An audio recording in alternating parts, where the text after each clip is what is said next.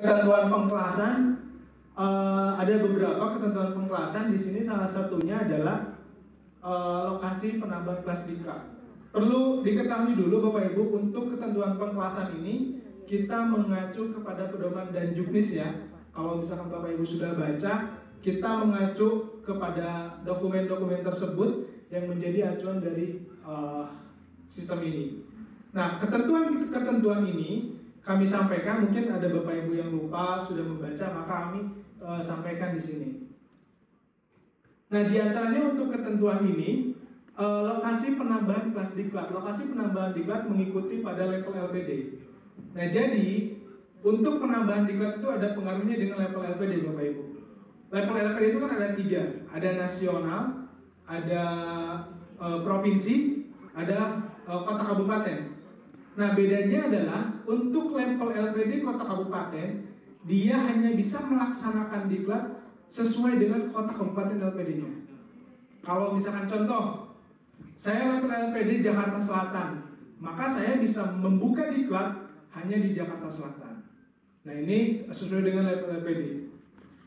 Kalau level provinsi bagaimana? Misalkan saya level LPD-nya Provinsi DKI Jakarta, maka saya bisa melaksanakan diklat di kota Jakarta Selatan, Jakarta Pusat, Jakarta Barat.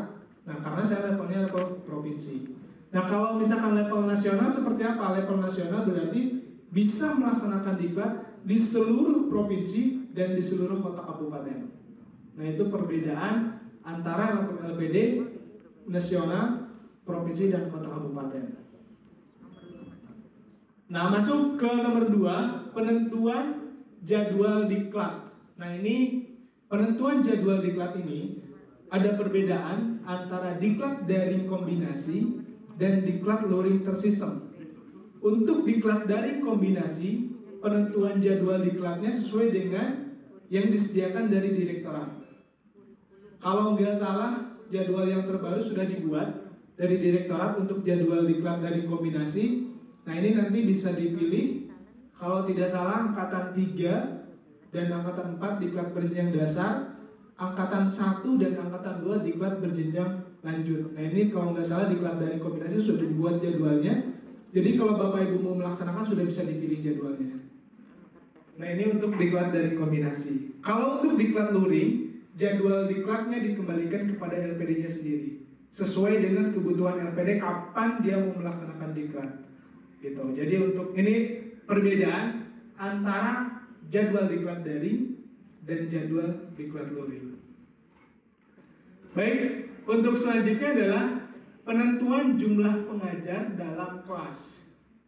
Nah, ini ketentuan ini dibuat saat menambahkan diklat, kelas diklat maksud saya. Nah, saat penambahan kelas diklat ada penentuan jumlah pengajar. Nah, jumlah pengajar maksimal itu 9, minimal itu 3.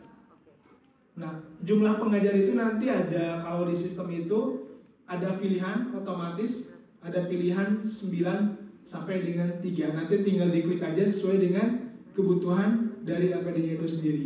Dia membutuhkan berapa pengajar dalam satu kelas. Nah, yang bisa dengan ketentuan ini maksimal 9 dan minimal 3. Nanti ini ada kaitannya dengan jumlah peserta ya, jumlah modulnya maksud saya. Jumlah modulnya kenapa dia maksimal 9, kenapa dia minimal 3 gitu.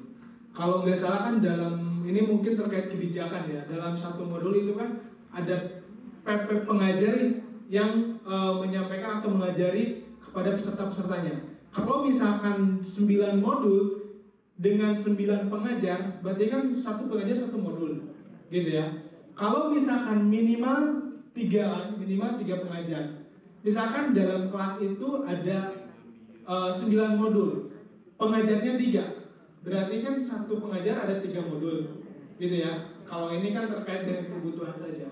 Kalau memungkinkan 9 silahkan, kalau memungkinkannya 3 silahkan juga. Nah, ini untuk penentuan jumlah pengajar dalam kelas. Selanjutnya untuk jumlah pembimbing praktik dalam kelas. Nah, ini jumlah pembimbing praktik ini minimal 2. Kenapa minimal 2? Karena pembimbing praktik harus istilahnya apa ya? Bukan mengampu ya. tapi membimbing mungkin ya. Membimbing peserta-pesertanya maksimal satu pembimbing praktik 10 peserta. Mohon dikoreksi kalau misalkan saya salah. Pembimbing praktik membimbing peserta diklatnya itu maksimal 1 berbanding 10. Itu maksimal. Jadi kalau misalkan ini kan tulisnya saya minimal ya. Kalau misalkan ada peserta diklat 20, berarti minimal pembimbing praktiknya adalah 2. Dan ini otomatis nanti dari sistem akan mengunci. Contoh, saya membuat kelas diklat, peserta saya ada 20. Nah, ketika saya memasukkan pembimbing praktiknya 1, nanti sistem akan mengunci, menginformasikan bahwa pembimbing praktik ini kurang. Gitu, nanti jadi akan otomatis loggingnya dari sistem. Kalau semisal pesertanya 21 dengan jumlah pembimbing praktik 2, boleh atau enggak? Boleh, ada yang tidak, ada yang boleh. Boleh.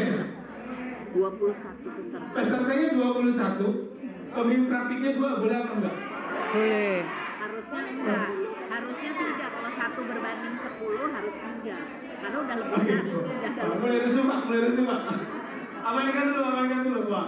Ini lagi mesin demo nih sekarang, jadi amankan dulu. Kalau 3 bayarnya banyak. Yang boleh angkat tangan? Saya boleh. Tadi ada yang boleh tapi nggak jadi.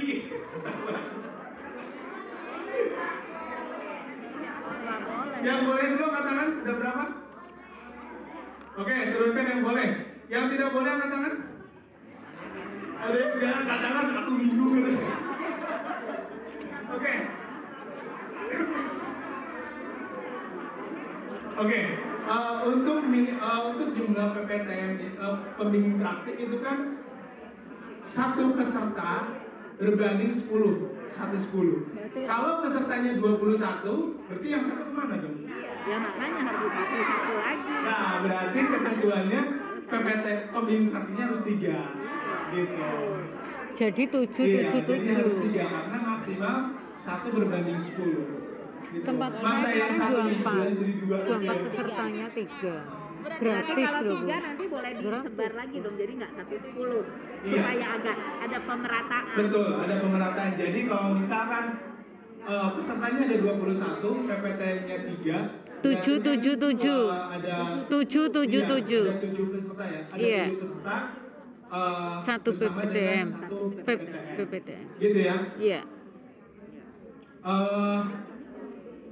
Aman ya untuk PPTM, aman ya. Kalau untuk yang maksimalnya, untuk maksimal kita mengikuti jumlah PPTM itu sebetulnya mengikuti kepada jumlah pembimbing praktik itu Tanggal 10. mengikuti kepada jumlah peserta. Nanti sistem akan otomatis. Misalkan tadi jumlah kalau pesertanya 21 dibagi 21. rata. Selanjutnya Bapak Ibu memasukkan 2 PPTM atau 2 pembimbing praktik, itu sistem nanti akan logging 20, bahwa PPTM atau pembimbing praktik itu kurang. Jadi harus sesuai ketentuan karena sudah di log 1 berbanding 10 maksimal. Baik, ini terkait dengan penentuan jumlah pembimbing praktik dalam kelas diklat.